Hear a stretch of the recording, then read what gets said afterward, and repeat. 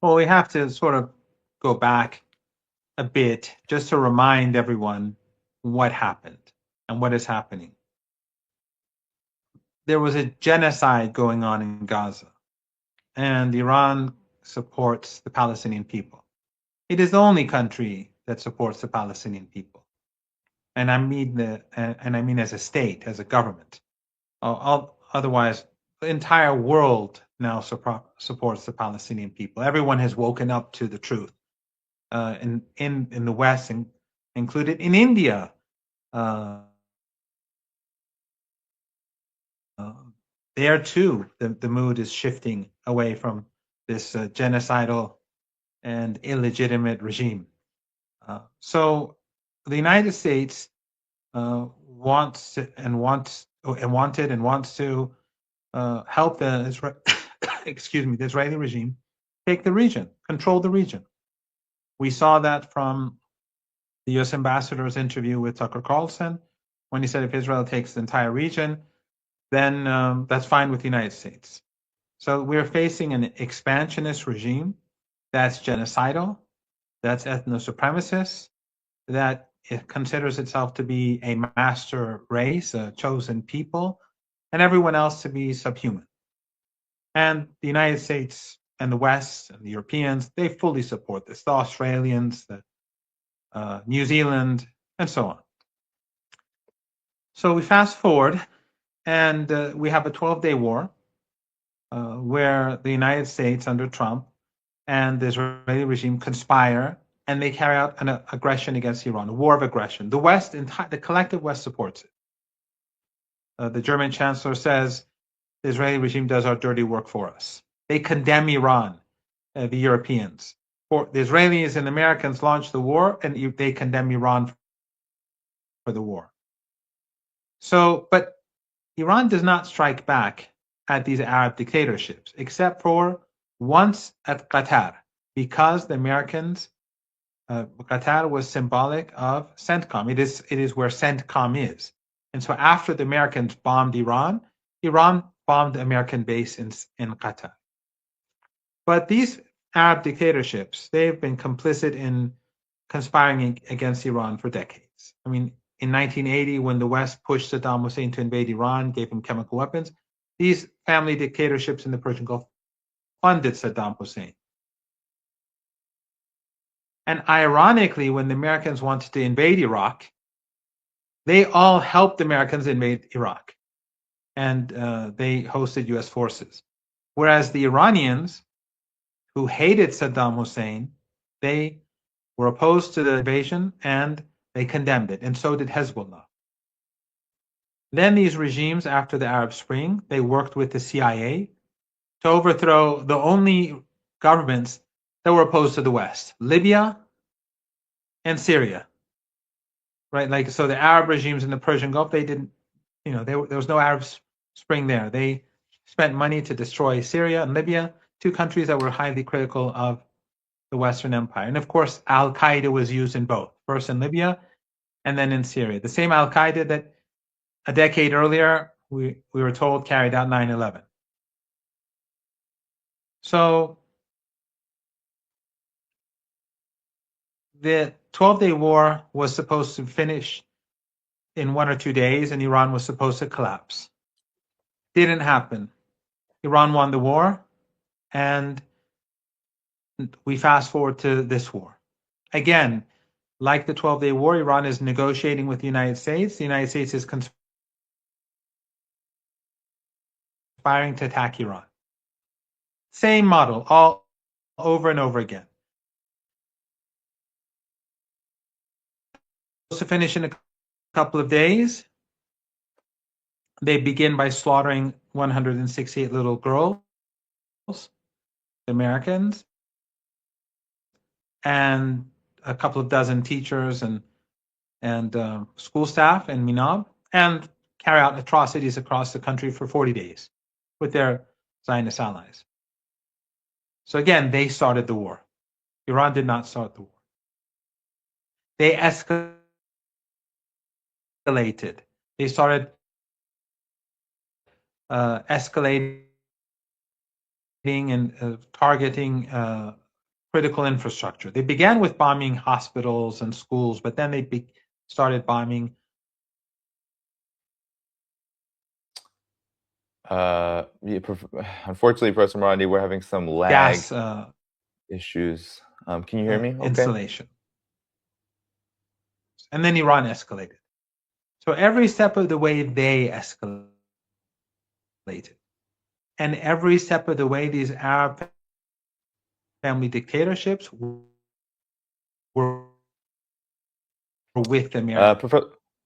Professor Marandi, can you hear me okay? Because their territory was used. Without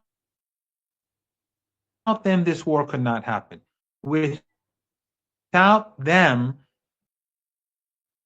right now, the United States can't attack Iran again. Professor Marandi, can you hear me okay? They can't wage war against there's a lot of Iran without Saudi. Professor Marandi, can you hear me okay? I'm hearing. I think Professor Marandi, we're having some. I think we're having some audio issues. It's slowed down quite a bit. I think it's yeah, it might be on your end. I don't know if you're able to. You might want to come in and come back out. That could be something you do, and then we can restart. But I can and I can wait here if you want to reload, and I'll be right back. And I can keep talking. Right. Yeah. So I was saying that throughout, so these Arab, I don't know where I got cut off, but in the 1980s, these Arab family dictatorships, they supported Saddam Hussein against Iran alongside the West. And then they helped the West overthrow Libya and Syria during the so-called Arab Spring. And all these dictatorships that were pro-West remained in place, using al-Qaeda literally a decade after 9/11. Then, of course, but when the Americans struck Iran, with the Israelis and the Americans, Iran only struck Qatar and only the American base during the 12-day war. But in this war, the Americans have been using their territory, their airspace, their bases, not just American bases, but their bases, their civilian infrastructure, their ports against Iran. So they're waging war against Iran. So Iran was striking the Israeli regime 24 hours a day and night, for 40 days, the American assets. And then gradually, when they started striking Iranian civilian infrastructure repeatedly, like critical infrastructure, Iran began to retaliate against critical infrastructure where the Americans and the Europeans had shares in these countries. So now, without these family dictatorships, this war is not possible. It's just not doable. They need their airspace. They need their air bases. They need their land to wage war. So what is going to happen? As soon as the Americans strike, Iran is going to strike back. It will strike back and strike back hard. And from where I'm viewing things, I think that we are finally going to reach the point where the world moves towards a global depression, because I do not see at all. I don't see the slightest chance that Iran will to accept U.S. demands, and I have no doubt that the United States will not be able to defeat Iran. But what the United States will probably do is that it will try to devastate the country, and which just shows how genocidal the United States is. It just shows how genocidal the collective West is, because Trump has been making genocidal statements about Iran for many days now, for weeks. It wasn't just about wiping out the civilization of the Iranian people. He spoke about obliterating Iran. He spoke about taking Iran back to the Stone Age. We never saw any outrage in the Western media. We didn't see any of these mainstream Western journalists outraged by these these calls or these threats to wipe out the country. We never saw anything, not from the Guardian, not from the Times, not from the New York Times, not from the Breitbart, from none of them. What we did see, Danny, and I don't know if you saw this, was that when the Iranian delegation was going to Pakistan, the Washington Post put up an editorial saying that that the negotiators should be murdered. They put up an opinion piece, the Washington Post. So the media, the journalists in the West, are competing with the state to promote crimes against humanity, war crimes. Just like in Lebanon, you see Western journalists in Beirut who are a bunch of criminals. They talk about Hezbollah strongholds and Hezbollah bases where everyone knows that they're bombing towns. Right now, as we speak, they're blowing up villages in the south and the areas that they've occupied, the Israeli regime. So just homes, people's homes. They're flattening it to make it look like Gaza. This is how monstrous they are, and this is how monstrous Western journalists in Beirut are. I spoke to two of them. They contacted me to get, I don't know, an opinion of like a sentence or two, not a soundbite, but I think for like written. It may have been a soundbite, I don't know. But in any case, and I told both of them, why do you write strongholds? Why do you write Hezbollah targets? And both of them separately said more or less the same thing, that it wasn't us, it was our editor. And I told them both, you're complicit. I told both of them that you're complicit. It's in your name, so you're a war criminal, just like your editors, just like the owners of your media outlets, and just like Netanyahu. There's no real difference between any of you because you're part of the apparatus that helps enable these crimes. So the Washington Post was calling for the assassination of the negotiators while they were in Pakistan. And on the flight back to Iran, we all felt that there was a very good chance that our plane would be shot down. So we are now where we are. And it's unclear what will happen. I don't know what the Iranian decision will be about sending a negotiating team. But I think that the chances for a major war are close. And I think that if that happens, then the infrastructure of the Persian Gulf will be destroyed. And we're heading towards the hot season. In other words, people will have to evacuate all these countries, the Emirates, Kuwait, Qatar, Bahrain, and many parts of Saudi Arabia, because they will no longer have, if they start targeting our critical infrastructure like power plants, Iran will have no choice but to retaliate, because these countries are part of the war. And the United States uses these countries. So Iran will destroy their electrical power plants, which are much easier to do for the Iranians, because Iran's power plants are spread out all over the country. Theirs are they're few and large, and when they're destroyed, the Persian Gulf region becomes very hot and very humid. It starts getting very hot and very humid from about a month from now. So it's not going to be a place where people can live. The countries will collapse. I think that oil and gas and petrochemicals and helium and all that we should just forget that they exist in this part of the world for the next few years. And the world economy will crash. Yeah, no, that's a very dark picture you paint, but one that now, Professor Marandi, we have. At one point, we could say, well, this is quote unquote hypothetical, but we've already been at war. I mean, the United States and Iran have already been at war, and we saw Iran's response. It was very measured, but it was severe, and it had an escalation ladder to it. So it's what you're saying should be. I mean, people shouldn't doubt your predictions anymore, given everything that has happened. And so, Professor Marandi, all of this has come, or at least the latest round of I think, a break from this movement toward so-called negotiations. It's all come from the United States. The United States still, right as Iran did a goodwill gesture around the Lebanon ceasefire, saying it would begin the process of giving permission to more tankers to come through the Strait of Hormuz, easing some of the pressure. Let me explain that. Let me explain that. Please. What happened was Iran and the United States ultimately, through messages and then indirect talks, they negotiated a ceasefire.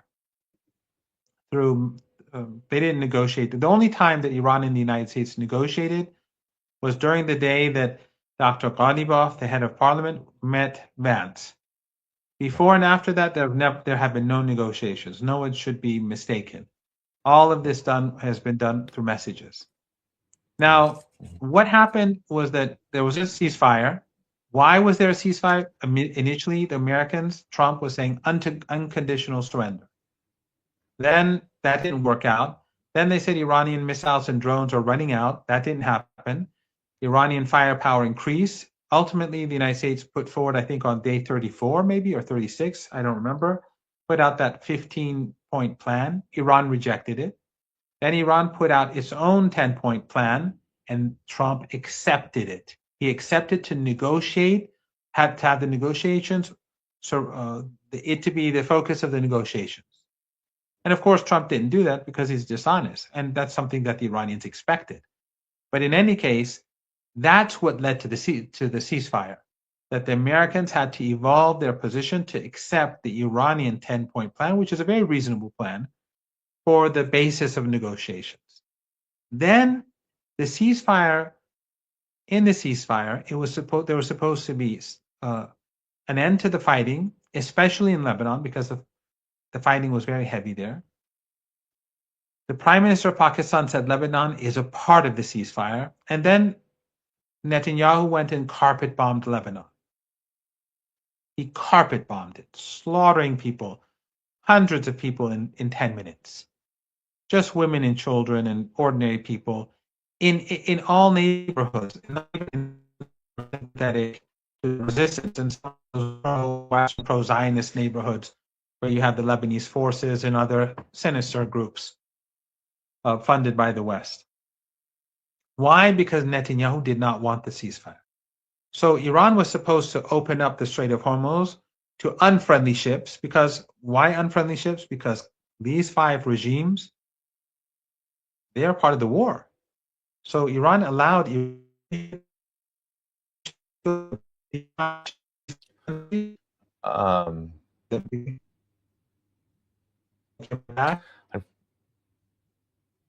Professor Marandi, unfortunately, the audio again is cutting out. If you can hear me, I can hear you. Okay, good. I just wanted to see if I could. If I interrupted a bit, it's restabilized. So yes, I think it has. Okay, so Iran said that it will allow more ships to exit the Strait of Hormuz, including ships from unfriendly countries. Who are the unfriendly countries? The countries that hosted U.S. bases. Qatar, the Emirates, Saudi Arabia, Kuwait, Bahrain. So these extra ships were about to go, and then the Israelis basically tore up the ceasefire by slaughtering the Lebanese. And so Iran stopped. And for 10 days, Iran said, we're not allowing these ships to go until there's a ceasefire, because that's part of the deal. So the Strait of Hormuz was never closed. It was only ships that were hostile to Iran that couldn't go. So Chinese ships, Iranian ships, Iraqi ships, Russian ships, they can go back and forth. But these 5 countries that were complicit and are complicit in aggression, they couldn't. But here they agreed to let some of them go. But Netanyahu wrecked the ceasefire. So for 10 days, Iran kept the Strait of Hormuz,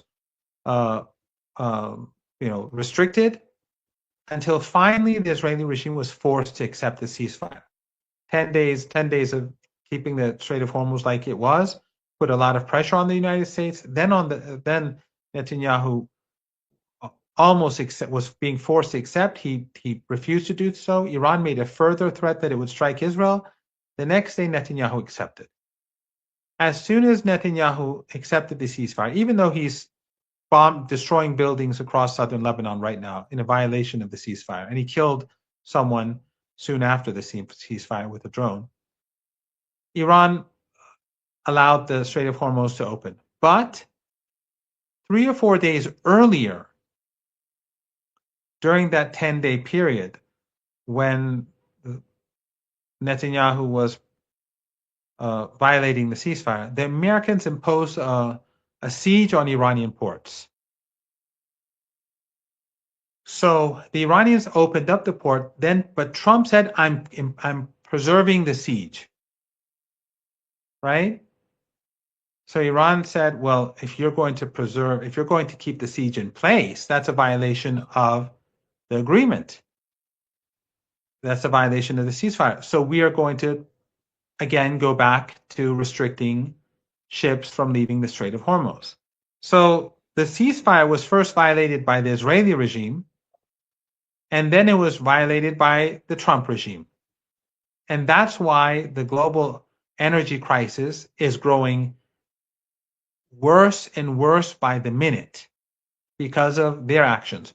Trump could have yesterday, when Iran, after Netanyahu accepted the ceasefire, the day before yesterday, when Iran said, okay, now these ships can go through the Strait of Hormuz, he could have lifted the siege on the ports, and that would have been a good off-ramp. But he chose to do the opposite. He chose to escalate. And that means that we are heading towards war. And of course, today he's been making genocidal threats again. And so we are where we are. Yeah. Well, according to Tasnim, Iranian media, Professor Marandi, there are reports that Iran is indeed refusing or rejecting talks while the U.S. naval blockade continues, and until it is lifted, at least these are their initial reports, it's not going to happen. Of course, things are subject to change in the coming hours and days, but the ceasefire, so-called ceasefire deadline, Professor Marandi, is soon on the way too. So that's another element to this, is the U.S. has only escalated during this time, and has treated talks similarly to how it's treated talks with Iran for quite a long time now, which is to use them as another tool to build up and eventually engage in war. But the Iranian, the Iranian military and the IRGC, they're saying that, and we talked about this before he came on, that they are producing and building and developing missiles and drones at a faster rate than they were before February 28th, before the war started. So talk about what kind of preparations then are being made, and how is it that Donald Trump, in his Truth Social post, he's reacting to a development, this allegation that Iran fired on an Indian tanker, as the basis for increasing the level of threats, despite all of the consequences that are going to come should strikes occur, should the U.S. make good on its threats. Why do this? I mean, why do this now? What's your thoughts on all of this? Well, the plan was escalation. After all, we wouldn't be here. First of all, if Netanyahu had, if he had accepted the ceasefire instead of slaughtering Lebanese citizens, and when he was finally forced to stop, if Trump had lifted the siege after Iran had opened up the Strait of Hormuz to hostile shipping, then we wouldn't be here at all. There would be no reason to force ships to go back. But when Iran saw that he was imposing an embargo, a siege, he was preserving it, then Iran told ships to stay in the Strait of Hormuz. A couple of ships tried to ignore Iranian demands, and they were met with force. Iran fired at them, but they weren't seriously damaged. They didn't fire missiles or anything at them. And they quickly went back into the Persian Gulf. But you're right. The Iranians have been preparing for war since the ceasefire. I posted footage of the commander of Iran's missile force he was visiting a factory. And I said this before, and we've been saying it for years. And the analysts in the West like to ignore what we say, and therefore they always miscalculate. But we've been saying that Iran's underground missile bases are untouchable. They can't be touched by the Americans or the Israeli regime. And its drone bases, the same is true for them. And Iran's factories that produce key weapons are all underground too. So the footage that I posted is of an underground base, but also it shows a place where they're assembling missiles. Iran has no shortage of missiles and drones. And if the US, and the reason is, as we discussed multiple times, the reason is because Iran has been preparing for a war against it by the Americans ever since 9/11, ever since the United States invaded Iraq and Afghanistan. Remember what Wesley Clark said, that the general told him they want to invade 7 countries. You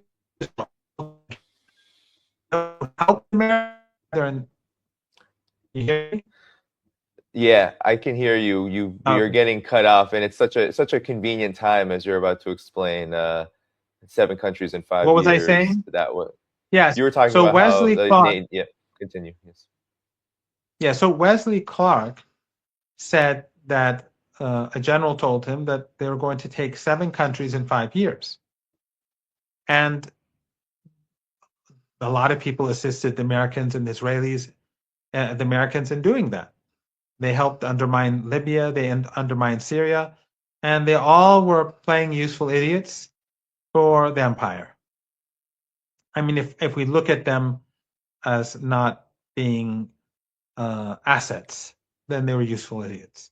So all these 6 countries are gone, but not in 5 years, but in 25 years. Now the last country remains, and that's Iran, the crown jewel. But Iran has been preparing itself since then, and even before, but since then especially, because the threats became more direct. The United States surrounded Iran. They took Iraq, Afghanistan. They had bases across the Persian Gulf. Turkey is a part of NATO. So the Republic of Azerbaijan, a client regime. So the Iranians, they developed these missile capabilities, but they've also prepared themselves for a land war. And just as the Americans are miscalculated about Iran's missile and drone capabilities, they are going to miscalculate when they carry out the land offensive. The Iranians will let them probably take some land, some islands, and then they will start hitting them. And they will go on and continue to strike and strike and strike for days and weeks and months. And then Hegseth will go on TV and say they're running out of missiles, they're running out of drones, and it's about to finish, and it's all over. And CNN, even the opposing media, as in the 40-day war and in the 12-day war, they say, yes, we're winning. They'll show footage of all the destruction. They'll probably be like during the 48-day war, mostly decoys, because Iran deployed at least tens of thousands of decoys during the months before this war. And the Americans and the Israelis have destroyed many thousands of decoys, airplanes, helicopters, launchers, air defenses, all fake. And they're really good. They even give off heat. Most of them I think are Chinese, but there are some Iranian. I don't know how much of it's Iranian, how much of it's Chinese, but they're quite good. But in any case, just as Iran has prepared itself with missiles and drones, it has prepared itself for the land war. The geography of Iran is not, it's mountainous. The terrain is rugged. Iran has underground bases across the south of the country. Its navy is largely untouched. Those enough number of naval ships that were in port that were damaged, they'll be repaired, but they're for like patrolling the seas. They're not for war. They destroyed one ship that was unarmed. It was in a international maneuver, which was a crime what they did. But the real naval assets that will be used for war, Iran's air force is in underground tunnels. Iran's air defenses are in underground tunnels. I've posted images of all of these before, footage, so that people would know. But again, they ignored it in the West. So when this ground attack begins, Iran will be ready, and we'll hear propaganda about how fantastic the U.S. is doing. But after a week or two, it'll become clear that it's not going to go well. And then there's the issue of striking Iranian infrastructure. If they strike Iranian infrastructure, Iran has no choice but to strike back. Iran will strike back the Israeli regime and American assets. But those regimes that are complicit, they cannot escape retaliation. They cannot pretend to be neutral when they're killing Iranians. They're full partners in this. They are full partners. And in a month from now, as I said, it's going to begin to get very hot in the Arabian Peninsula. So people are going to have to leave. They're going to have to drive to Iraq or to Jordan.